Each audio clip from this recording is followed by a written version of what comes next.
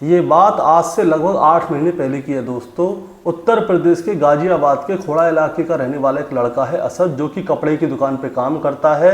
उसका किसी के साथ झगड़ा हो जाता है और झगड़ा भी बहुत तेज होता है।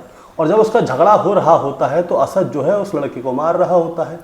तभी उसका एक दोस्त वहाँ पे आ जाता है जिसका नाम होता है सूर्य चौहान। सूर्य चौहान आके उसे रोकता है और उससे कहता है कि तू फालतू में क्यों लड़ाई झगड़ा करता रहता है। और जो लड़का असद ने पकड़ा हुआ था उसे छुड़वा देता है और असद को अपने साथ ले आता है। असद को ये वाली बात बहुत ज़्यादा बुरी लगती है। वो कहता है कि तूने उस लड़के को मेरे से क्यों छुड़वाया, तू अपने काम से काम रख, मैं किसी से लड़ता हूँ झगड़ता हूँ, तेरे को क्या लेना देना।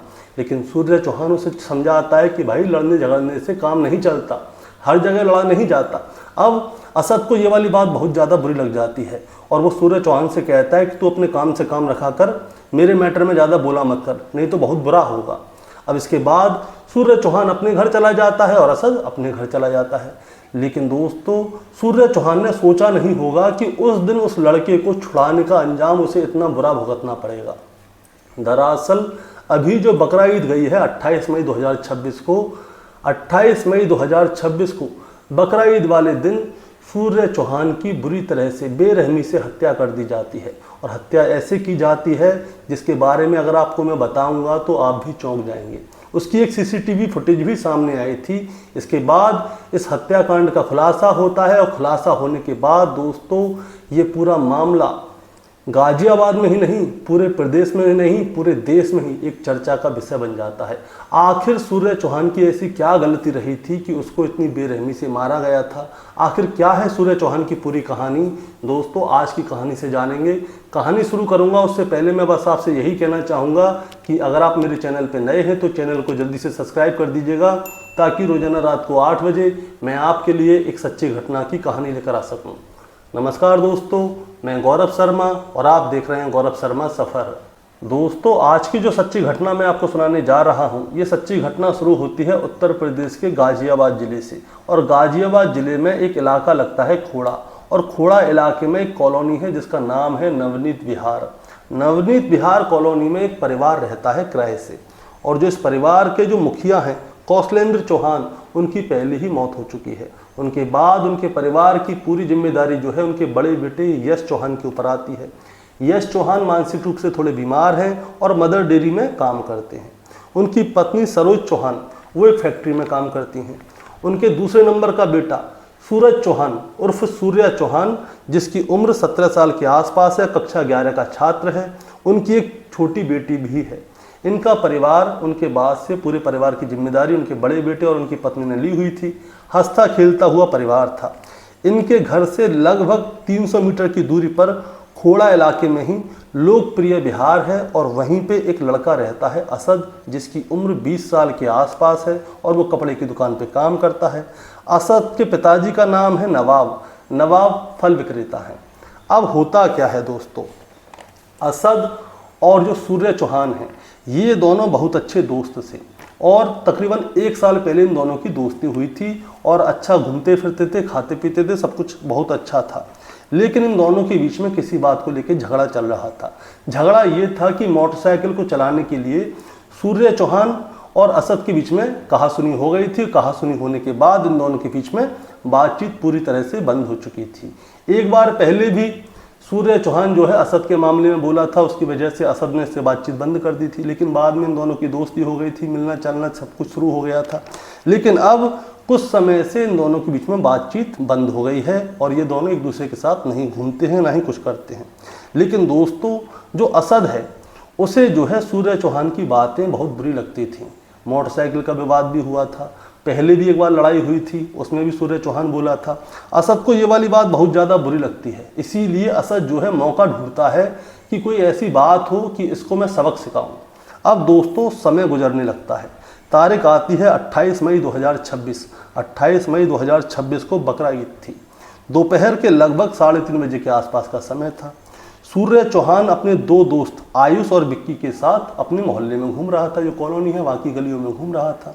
अब जब वो थोड़ी आगे जाता है तो वहीं पे क्या होता है, असद अपने दोस्तों के साथ खड़ा हुआ था। असद के साथ आतिफ था, फरमान था और भी 4-5 लड़के थे। ये सभी लड़के थे। सूर्य चौहान अपने दोस्तों के साथ वहाँ से गुजर रहा था।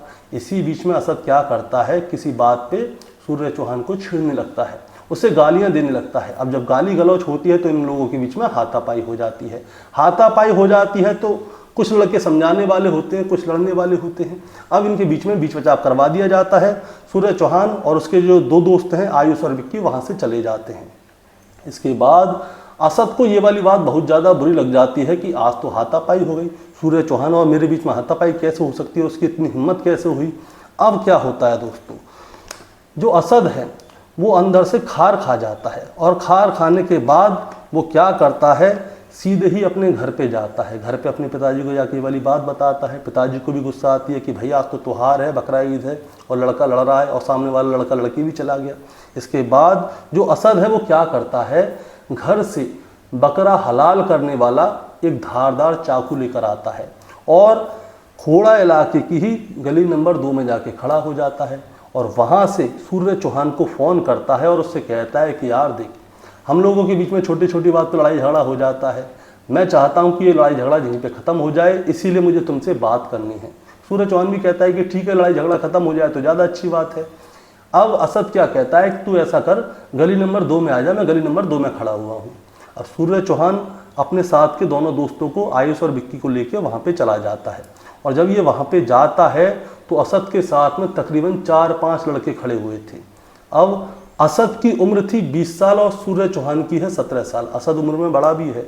अब होता क्या है, अब ये लोग क्या है, सूर्य चौहान को घेर लेते हैं और घेरने के बाद असद सूर्य चौहान से कहता है कि क्या कभी तुमने बकरा हलाल होते हुए देखा है। तो सूर्य चौहान कहता है कि नहीं। वो कहता है देखना चाहोगे। तो सूर्य चौहान कहता है कि नहीं, मैं नहीं देखना चाहता, मुझे क्या करना।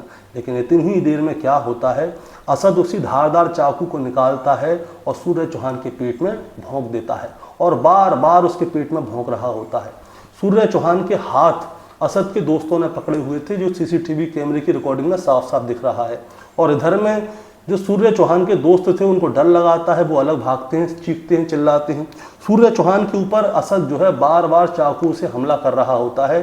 सूर्य चौहान जैसे तैसे करके अपने आप को छुड़ाता है, लगभग 200 मीटर दूर तक भागता भी है, गली नंबर 2 से गली नंबर 1 तक भागता भी है, लेकिन असद उसका पीछा करता है और फिर उसी धारदार चाकू से उसके ऊपर हमला करता है, जिसकी वजह से जो सूर्य चौहान है खून से लहूलुहान हो जाता है, वो वहीं पे गिर जाता है।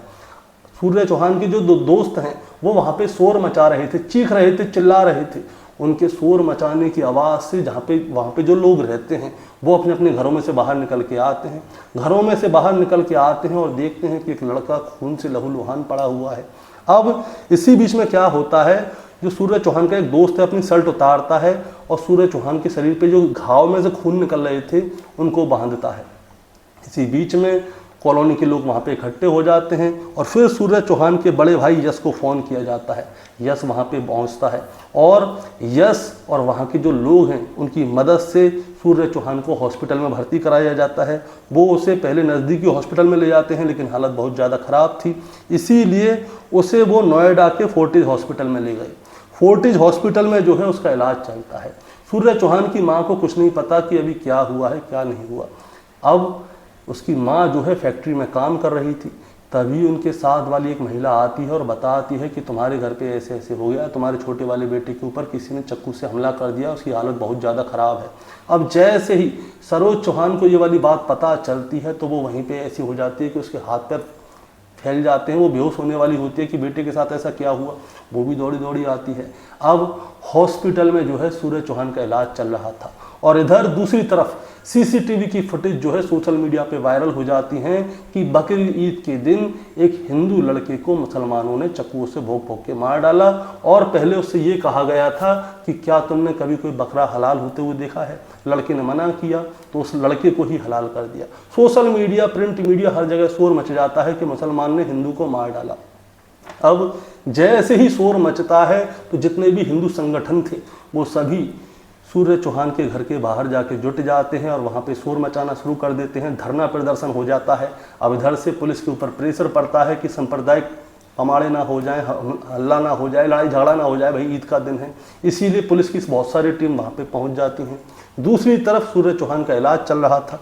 लेकिन दोस्तों होता क्या है, सूर्य चौहान जो है एक दिन तक तो सर्वाइव कर पाता है, लेकिन दूसरे दिन यानी कि 29 मई 2026 की दोपहर लगभग 12 बजे के आसपास सूर्य चौहान हॉस्पिटल के अंदर अपना दम तोड़ देता है।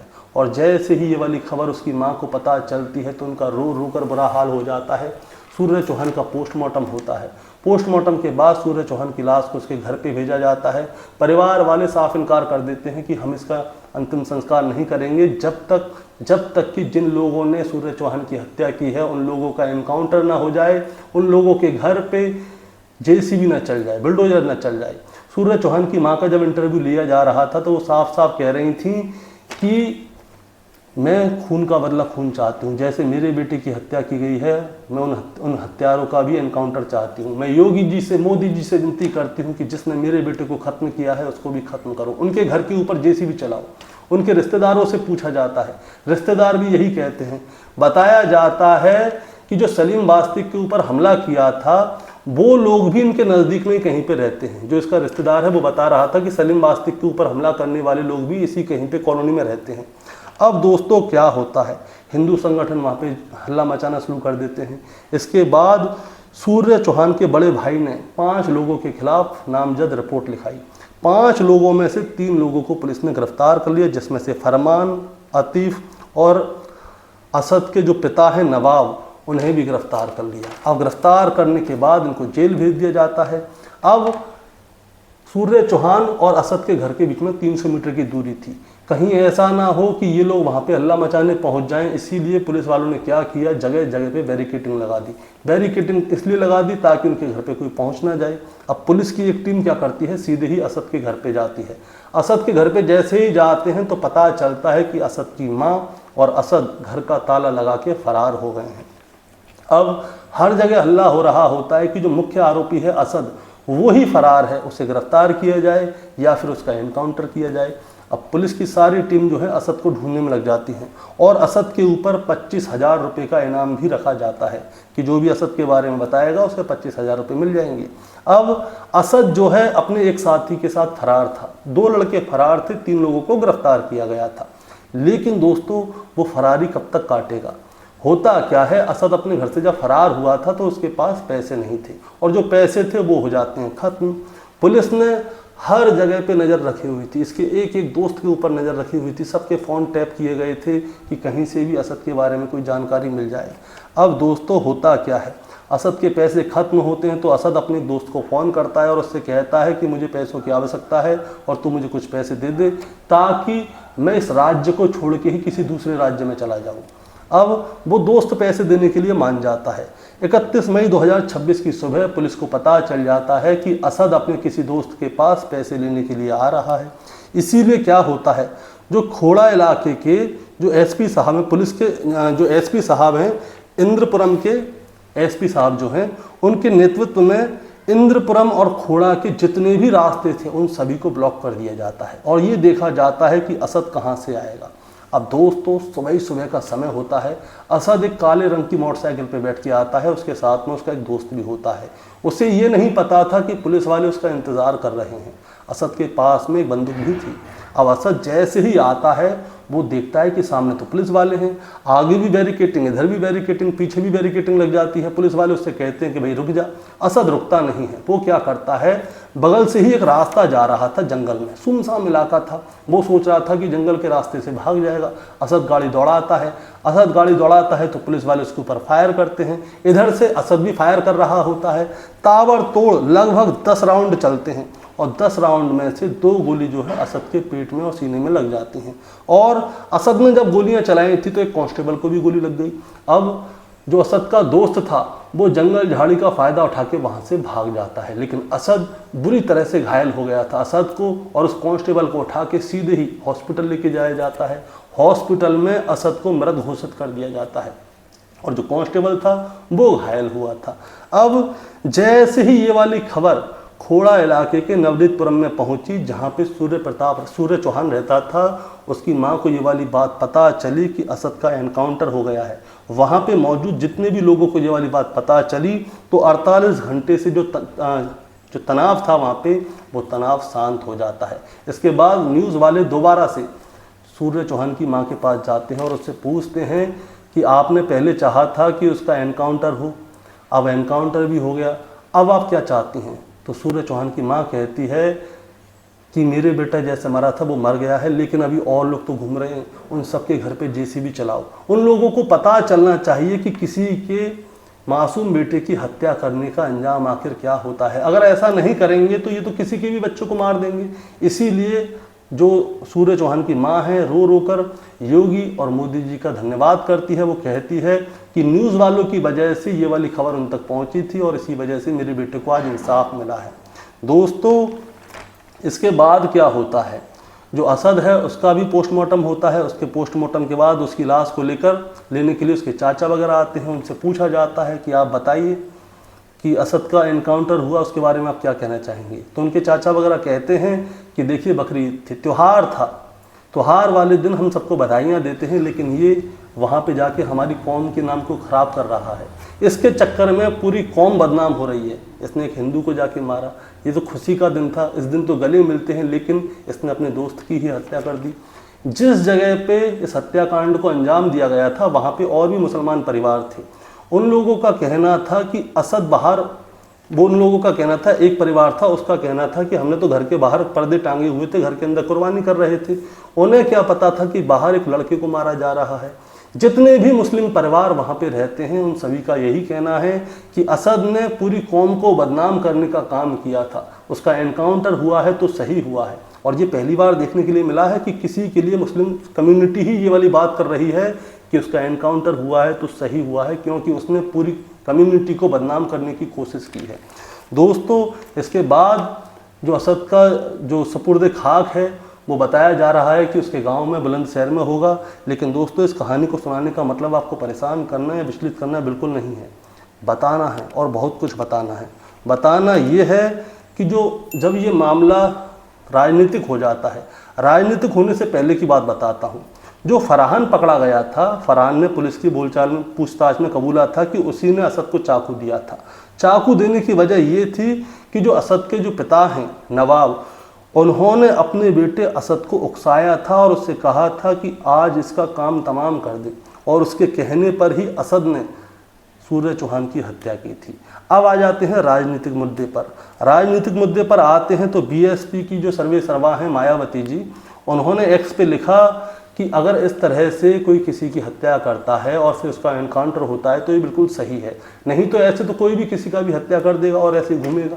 कानून बड़ा लचीला है, कोई भी हत्या करके घूम लेगा। एनकाउंटर हो रहा है तो सही हो रहा है।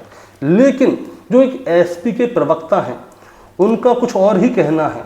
उनका कहना ये है कि सूर्य चौहान जो है उसका असद की बहन के साथ में संबंध था, यानी कि प्रेम प्रसंग चल रहा था और वो उसे पसंद करता था। इसकी जानकारी असद को भी थी, उसके पिताजी को भी थी, इसीलिए इन लोगों ने अपना घर खाली करके दूसरी गली में चले गए।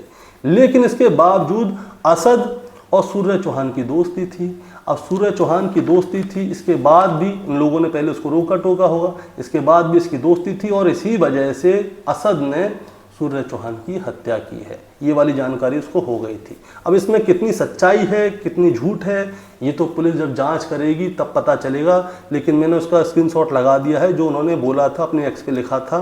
बाकी आपका क्या कहना है इस कहानी के बारे में आप ज़रा हमें कमेंट में बताएं।